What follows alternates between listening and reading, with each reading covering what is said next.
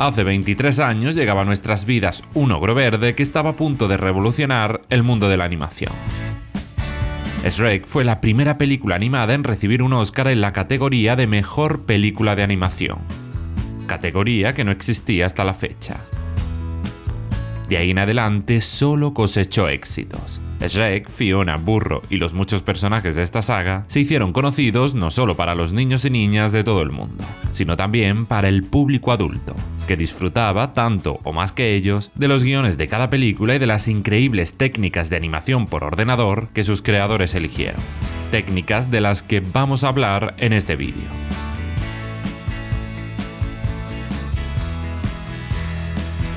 También os voy a contar quiénes están detrás de esta saga, cómo surgió la idea del ogro verde y cómo después de 4 películas y un spin-off sigue siendo sin duda una de las mejores sagas de animación de la historia del cine.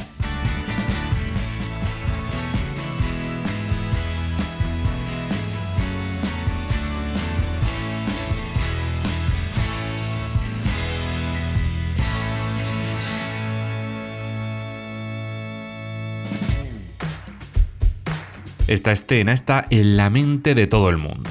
Se veía por primera vez en pantalla un 14 de octubre de 1994. 2 días antes de esa fecha, Steven Spielberg, el productor de cine y música David Geffen y un ex ejecutivo de Disney llamado Jeffrey Katzenberg fundan la productora DreamWorks SKG, unión de sus apellidos Spielberg, Katzenberg y Geffen. El objetivo de los tres era crear un estudio de cine donde no existiera la presión y se creara en libertad. Nace a la vez una división llamada DreamWorks Animation, que es la encargada de crear películas animadas por la técnica del stop motion o por cualquier otra técnica de animación del momento.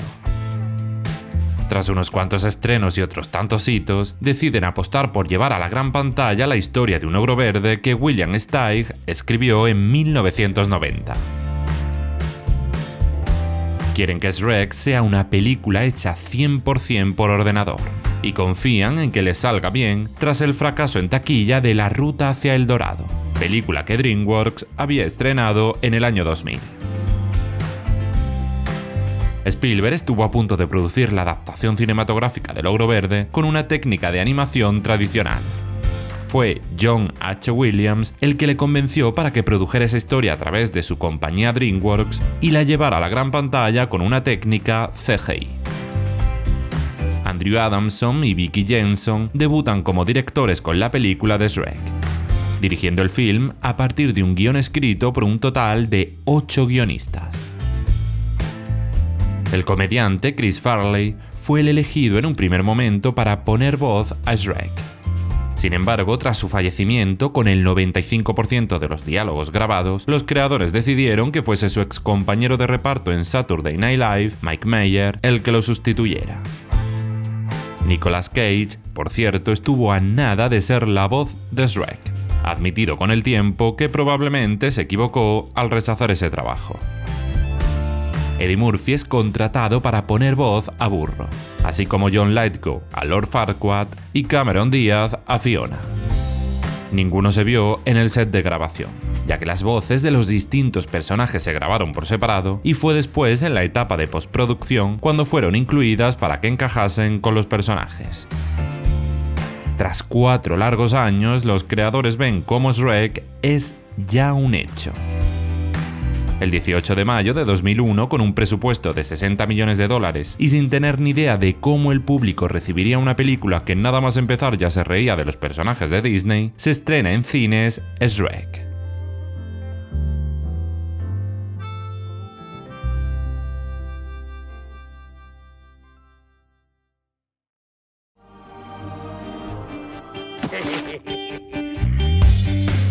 Rápidamente conquista a la gente y alucina a los críticos de cine que elogian tanto la animación como las interpretaciones de los actores, además de la banda sonora y el humor tan para todo el público que Shrek presenta. Con 31 secuencias y 1288 planos, los creadores logran que nos sumerjamos en un mundo de fantasía en el que tanto el color como el ambiente son de suma importancia.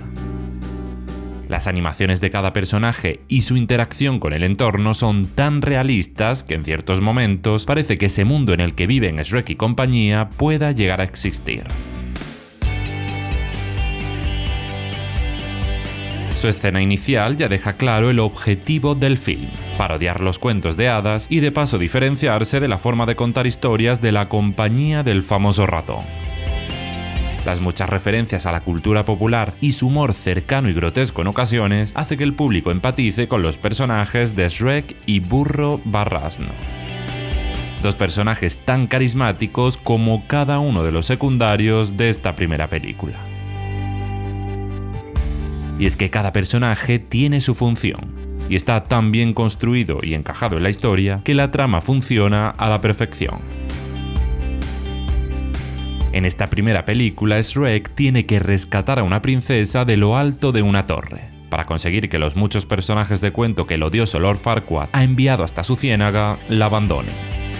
La historia nos recuerda a otras muchas películas de dibujos, solo que en este caso ni el rescatador es tan idílico como los príncipes perfectos a los que estábamos acostumbrados, ni tan siquiera la rescatada es como pensábamos. Y es que Shrek 1 tiene un plot twist en mitad de la película que hace que enseguida, como por arte de magia, la historia tenga más recorrido. Y Shrek 2, 3 y 4 tengan sentido.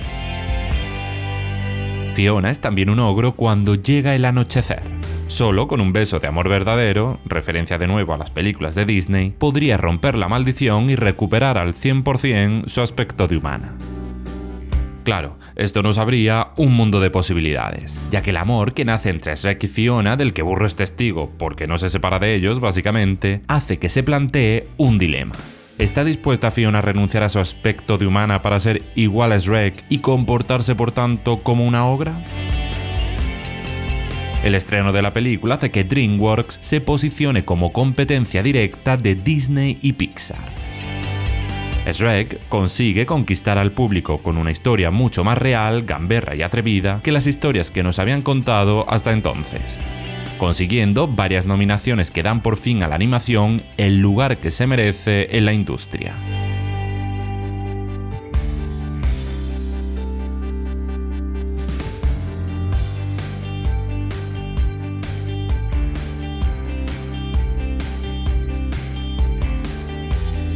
Era más que evidente que habría una segunda parte. De hecho, los creadores ya habían hablado de 5 películas en total para contar la historia de Shrek y Fiona. Es ese mismo año y viendo el éxito de la película cuando Cameron Diaz, Eddie Murphy y Mike Myers negocian participar en la secuela por $10 millones, cuando habían cobrado por prestar sus voces en la primera parte $350,000.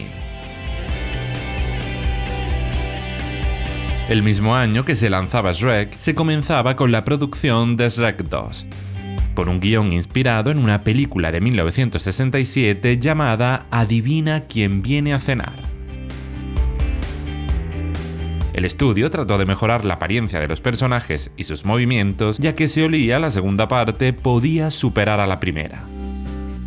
Y no se equivocaron. No solo en cifras, que fueron espectaculares, sino que la trama mejoró en cierto modo a la primera. Se presentaron nuevos personajes como el gato con botas, el hada madrina y su hijo o los padres de Fiona, centrándose casi toda la película en cómo Shrek trata de lidiar con sus suegros y con el cambio de vida que estar con Fiona le supone. Ver cómo Shrek sería de humano y cómo Burro sería si fuese un elegante corcel da un giro muy interesante a la historia que vuelve a jugar muy acertadamente con el dilema de aceptarse tal y como uno es o con cambiar para gustar a los demás. La banda sonora siguió a cargo de Harry Gregson Williams, que seguiría al frente de la música toda la saga. Y se decidió dedicar la película al creador del personaje de Shrek, que muere 8 meses antes del estreno. El 19 de mayo de 2004 se lanza Shrek 2, enriqueciendo aún más el universo que sus creadores nos habían presentado 3 años antes. Ahora teníamos más personajes, más conflicto entre Fiona y Shrek y mucha mejora en los efectos visuales, que ya de por sí eran buenos en la primera película. Shrek 2 se convierte en un éxito sin precedentes para DreamWorks. El título de película animada más taquillera lo conserva hasta que en 2010 Toy Story 3 le arrebata el puesto. Jeffrey Katzenberg anuncia este mismo año que habrá tercera, cuarta y quinta parte de Shrek. Será la última en la que conozcamos cómo llegó Shrek al pantano en el que lo vimos en esa primera película. Se decide que Shrek 3 se pase a llamar Shrek III, para darle a la película más autonomía y que no sea una simple secuela más. Ese cambio atiende también a razones argumentales, ya que se juega con que Shrek va a convertirse en el rey de muy lejano. Un título que el ogro no desea para nada, siendo por ello por lo que trata de encontrar al primo adolescente de Fiona para que sea él el que tome las riendas del reino. Tanto esta parte como la cuarta son distribuidas por la Paramount, que adquiere los derechos de distribución en las salas de cine. Así, el 18 del mes por excelencia de Shrek, mayo, se estrena Shrek III.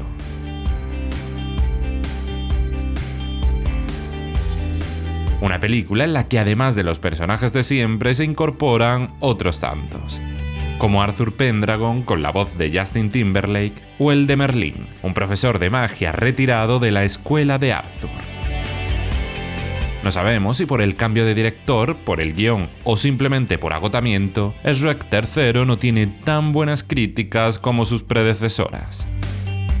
Aún así, logra batir de nuevo récord en taquilla, aunque sin superar, eso sí, a Shrek 2. Estamos ya en el año 2010. Un año en el que se anuncia va a estrenarse la que será la última película de Shrek, a pesar de que se había anunciado la saga constaría de 5 partes. Esta vez la trama va a centrarse en cómo Shrek, ahora padre de 3 ogritos y nada temido por el resto de personajes, afronta el gran cambio que su vida ha sufrido en los últimos años. Aparece en medio de sus dudas Rumpelstiltskin, un duende mágico que desea con todas sus fuerzas que las cosas hubieran sido de otra manera y que Shrek nunca hubiera liberado a Fiona de aquella torre. Los padres de ella le habían prometido el reino si liberaba a su hija. Walt Dorn, un actor que ya había puesto voz a varios personajes en Shrek III, es la voz del duende que consigue engañar a Shrek para que firme un documento que cambiará su vida tal y como la conoce.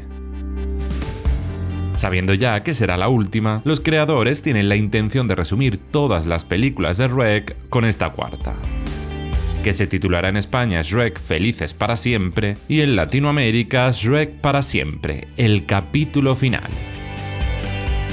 La película incluye bastantes homenajes a Shrek 1, aprovechando que Fiona y Shrek no se conocen en ese universo alternativo que Rumpelstiltskin ha creado. El 21 de mayo de 2010 se estrena la última película de Shrek con un final feliz para los protagonistas y con unas críticas mucho mejores que la película anterior.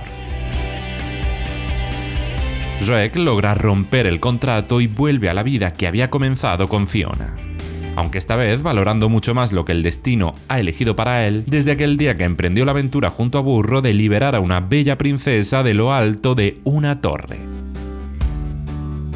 Se cierra así una saga de películas que no sabemos si tendrá continuación o no.